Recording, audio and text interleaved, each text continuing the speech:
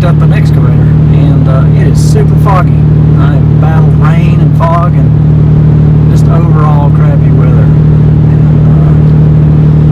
headed down the mountain in the Dodge. I have no idea how much this thing weighs. I think I've got about 12,000 pounds behind the hitch here.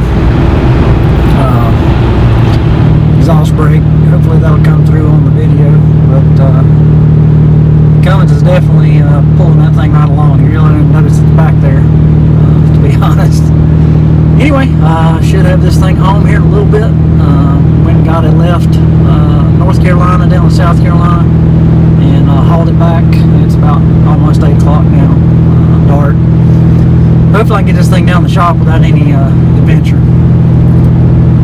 Well, we got it out of the trailer. It was not very much adventure, but that's kind of a steep angle there. I don't know how it's going to come through on video, but that's a pretty steep angle coming off the trailer. John's trying it out there. Seems to operate really well. Anyway, I just wanted to catch some footage of the late night transport. I guess I was a trucker for the day. And if I catch this video up in the morning when it gets daylight. Alright, we're walking down here. Let's go look at what we bought. You know, I kind of drove last night. This thing was priced right, and you saw some of that footage. It probably didn't turn out all that well. But let's actually take a real quick look at what we bought. I know I'm going to have to go get the trailer unloaded, get the truck unhooked, and probably get to several of the stores and pick up some parts and this, that, and the other to kind of get this thing at least running well enough to where I can take it off the bank over here.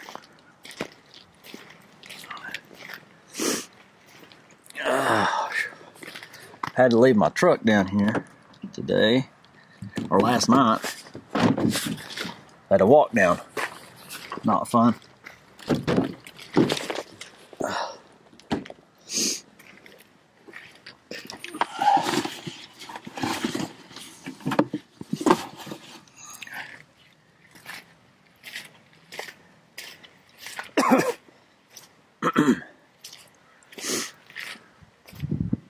Alrighty.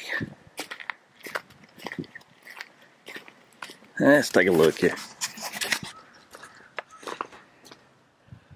Alright, I'm just going to go over the machine real quick. This is really probably the brightest light I've seen it in. It's a John Deere 27C. I know last night we saw a little bit of slop here on this link, on these link pins. I didn't notice a lot of slop in the coupler. Now looking at it in the bright daylight, it looks like it's pretty tight. Got a CP bucket. It's got the original, or appears to be original, wedge style connector from John Deere. If you don't know what that is, basically that's the ones that clip here, and then you get the wedge piece, and what that does, it gets the connection point real close to the back to the bucket edge. Gives you a little bit more digging force. I know when we looked at these last night, these all look pretty tight. The machine in general is really tight. The only exception would probably be this area here. Blades, pretty nice and straight, cutting edge. Looking at it now, it looks like maybe a little lopsided. I don't think that's going to matter for my purposes. These are single pin joints. We checked that last night, and it's probably as tight as new, I guess. Tracks and undercarriage, that was the main thing I looked at when I purchased it, just to make sure that I didn't have any issues. It had been cleaned up and painted, but you know, I lifted the tracks up, checked everything, and everything looked pretty good. The tracks are in good condition. Major, if you're purchasing an excavator, especially a used one, major things to check for is panels, especially this particular machine. I believe this person I bought this from probably fixes these up, and he had several that were there, and I don't think he had made it to this one yet. other than just, you know, general maintenance, is check and make sure all of your underbody panels are there. I bought a Kubota years and years and years ago, and it was missing that rear pan back there. They're really hard to make. It was just a flat piece of steel, but it needed to be about a 1/2 inch thick. And drilling holes in that and finding the locations to drill the holes was a nightmare. Basically, you have to make a big piece of cardboard and be real careful where you're drilling. You need like a mag drill or something to drill the holes. But this one had them all. I knew the gas cap was lost last night. I'm going to go try to pick one of those up, so we'll add that to the list. That's the gas cap that we came up with for the transport. And obviously this machine, you know, has some bent sheet metal. Nothing that's, you know, too critical, and I'm not too worried about it.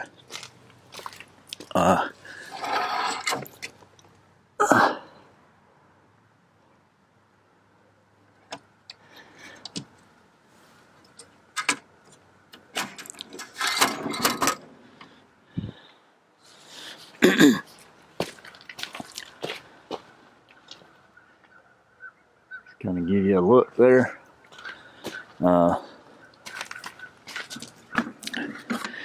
Motor's in really good shape. It sounds really good. There's no blow by. If you don't know already, basically when you're purchasing a machine, you want to check for blow by. That's one of the easiest ways to see if you have any real apparent problems.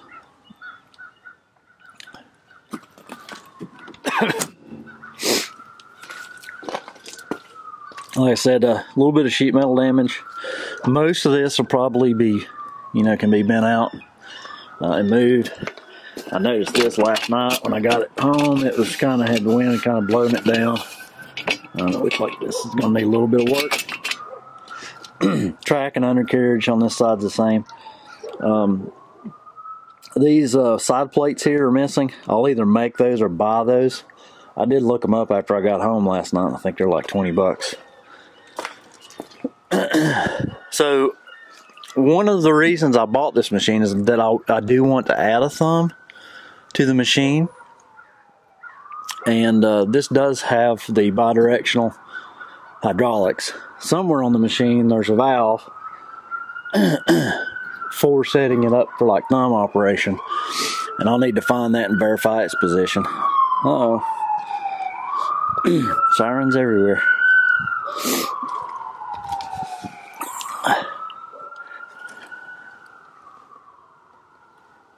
Okay, I think I just found that valve. It's going to be, I believe it's going to be right here in this hole.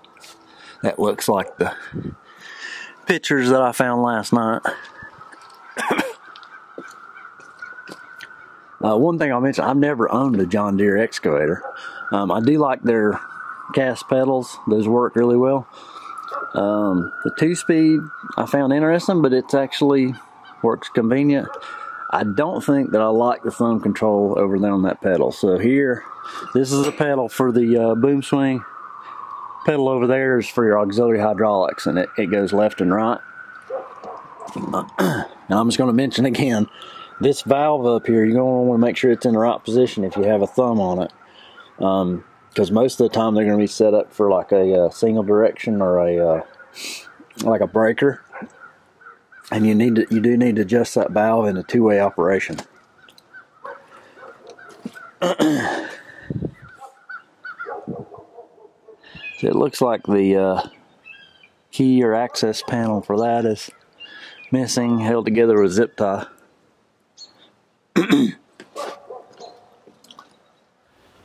Alright. Anyway, let's get in it and start it up.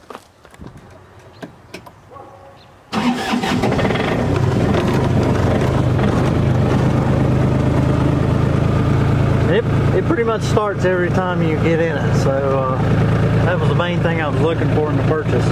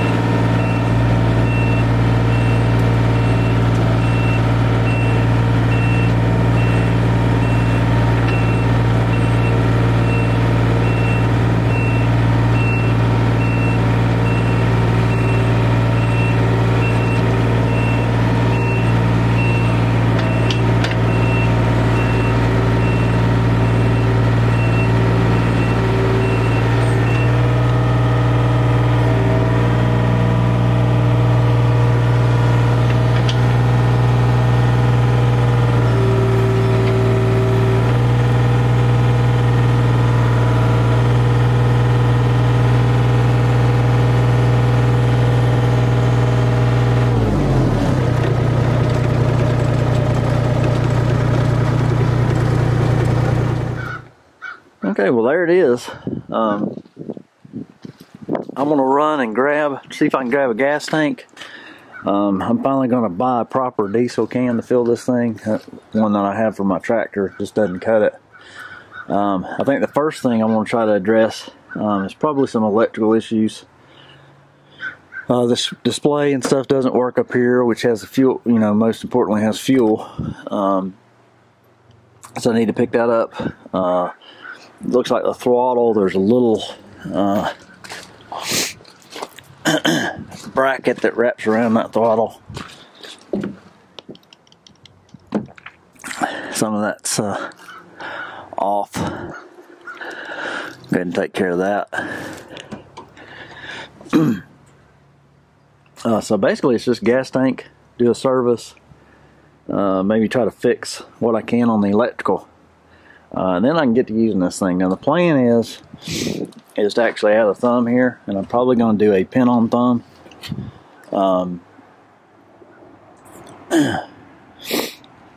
Because, you know, the main goal is, I got started with this, cleaning this off. I need to finish cleaning it, and I'm going to need a thumb to do that.